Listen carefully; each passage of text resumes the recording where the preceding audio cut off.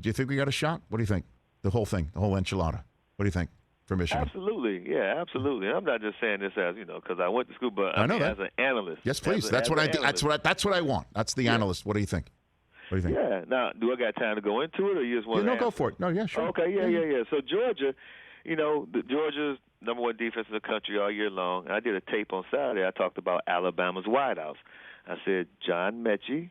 I said Jamison Williams. They're going to have to be the difference because all the talk about their defense was the front seven. We never really talked about their secondary and their back end.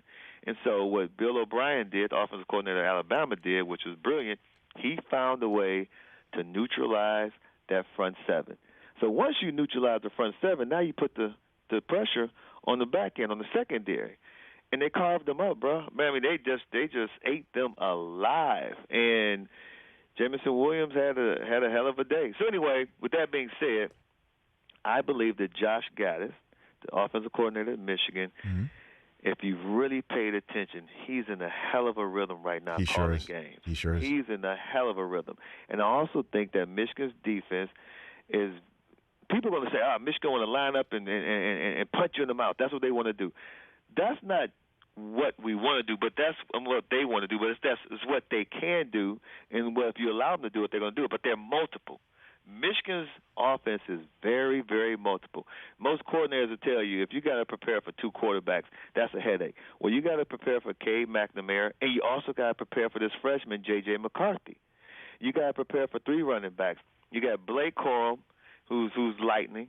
You got Hassan Haskins, who's thunder. But then you get Donovan Edwards. How good is that kid? Come on now, you kidding me? They use this kid in the championship game for a double pass.